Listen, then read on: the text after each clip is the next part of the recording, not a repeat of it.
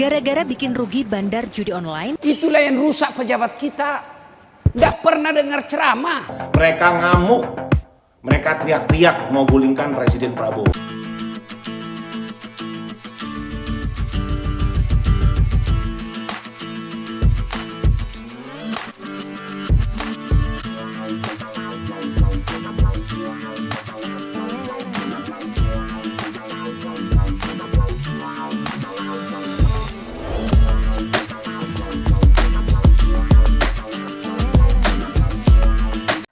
Assalamualaikum warahmatullahi wabarakatuh. Berjumpa kembali dengan Romlia Pratama. Teman-teman sahabatku semuanya, gimana kabar kalian? Mudah-mudahan kalian semuanya baik-baik saja beserta keluarganya di sana. Teman-teman sahabatku, buat kalian yang baru gabung, yang baru nonton video ini, silahkan di subscribe dulu guys, di like dan di komen guys. Buat teman-teman sahabatku yang udah mendukung support channel ini, terima kasih. Mudah-mudahan kalian semuanya diberikan keberkahan umur, keberkahan rezeki, dimudahkan segala urusannya, baik urusan dunia maupun urusan akhirat. Amin ya rabbal alamin. Teman-teman sahabatku, seperti biasa guys, kita akan reaction beberapa video yang lagi viral.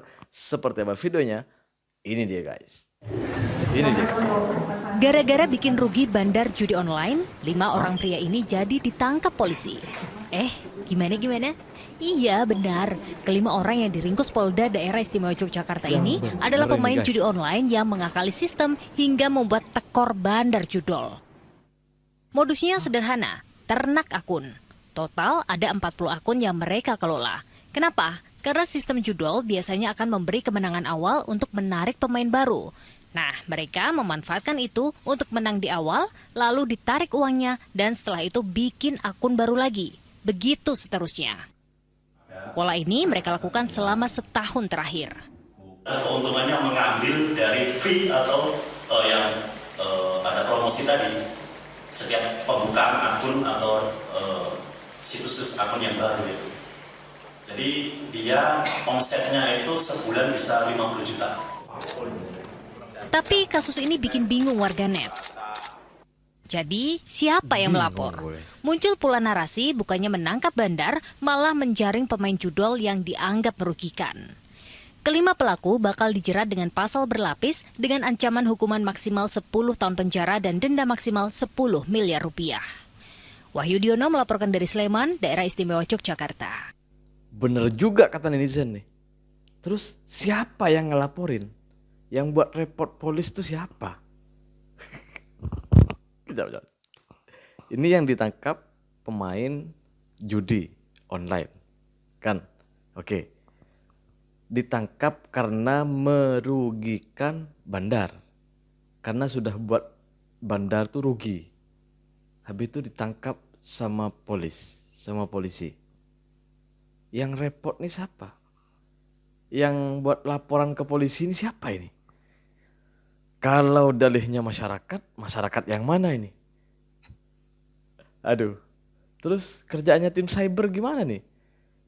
Ini seakan-akan polisi ini membela bandar.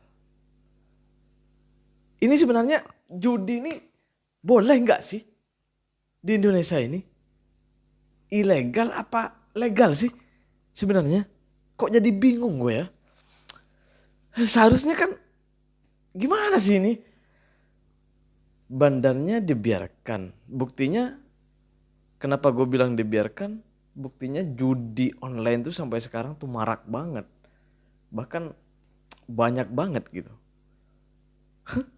Gimana sih ini? Ini yang ditangkap ini 5 orang. Ditangkap sama polis karena merugikan bandar. Karena sudah buat bandar rugi. Makin bingung gue sama negara ini. Sebenarnya, aduh. Coba kalian tulis di kolom komentar guys. Kita berlanjut ke video selanjutnya. Ini dia guys. Itulah yang rusak pejabat kita. Nggak pernah dengar ceramah. Dengar ceramah hari Jumat. Betul tuh. Itu pun paling terlambat datang, paling cepat pulang. Assalamualaikum warahmatullahi pulang. Orang khotbah dia WhatsApp. Di mana kau mendengar agama? Iman aja ini perlu dicas. Temanmu tidak pernah ada nasihat. Namanya staf ahli. Tapi tidak pernah kena tegur.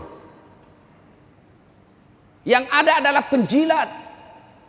Kulunun. Iya puang. Cocok pak, cocok siap pak. Penjilat semua itu.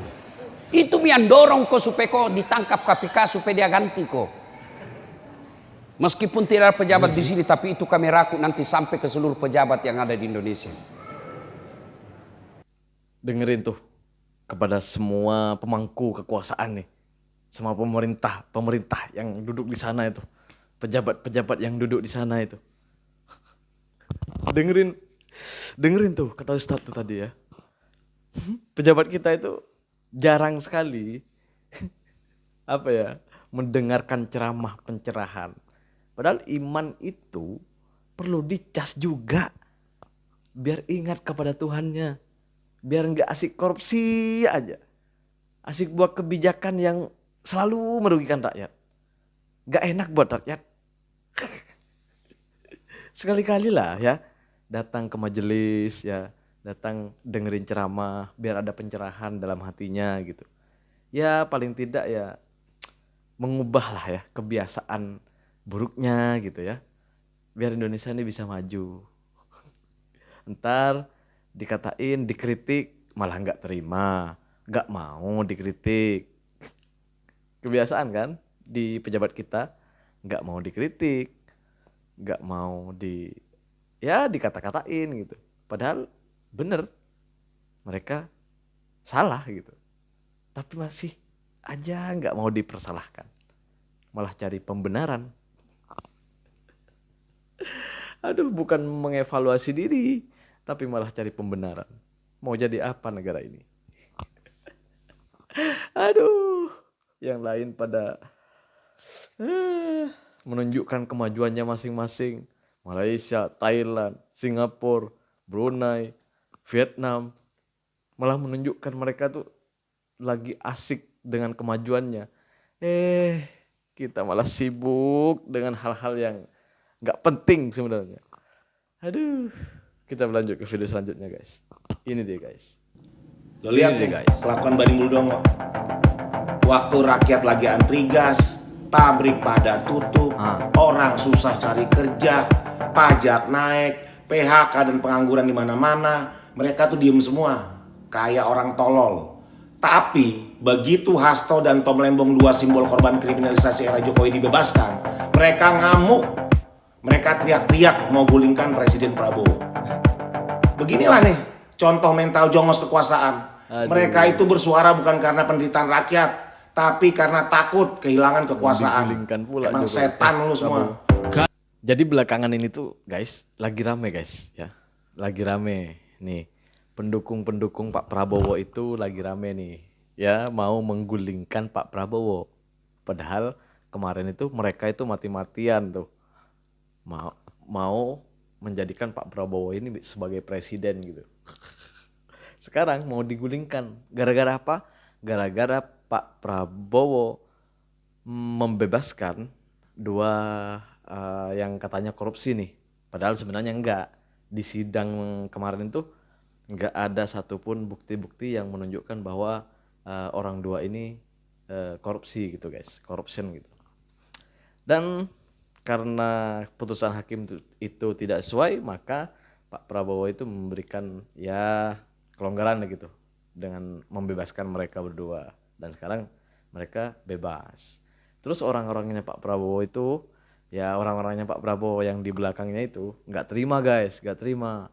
Katanya Prabowo inilah ini gitulah, jadi mau digulingkan, suruh turun dari presiden gitu, suruh Gibran aja jadi presiden gitu. Gibran suruh jadi presiden katanya guys. Gimana nih guys? Kalian setuju nggak nih?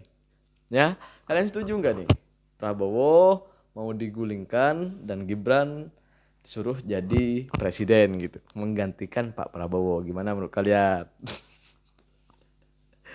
Ya, kalau gue sih sadar ya. Nah, kenapa mereka marah? Ya karena yang membuat ini, yang orang dua ini mau dipenjara itu kan Jokowi dulu gitu kan. Habis itu dikeluarin sama Pak Prabowo, dibebaskan sama Pak Prabowo gitu. Jadi mungkin orang-orang Jokowi itu sakit hati gitu kan. Bener kan? Tapi ya seperti itulah di tempat kita guys. Semua orang tuh, semua pejabat kita itu hanya mementingkan dirinya sendiri. Mementingkan perutnya sendiri. Cuman omongannya doang. Ya, cakapnya aja. Demi rakyat, demi masyarakat, demi bangsa, demi negara. Nyatanya ya demi perutnya sendiri, demi memperkaya sendiri. Mereka itu takut kalau sampai kehilangan mata pencahariannya. Sebenarnya mereka tuh nganggur sebenarnya guys. Cuman mereka lagi ada kerjaan, jadi gak mau nganggur lagi gitu. Jadi mempertahankan pekerjaan itu gitu. Mempertahankan pekerjaan itu karena takut nanti kalau sudah nggak punya pekerjaan, mereka tuh akan bingung gitu. Ya seperti itulah kira-kira pejabat kita.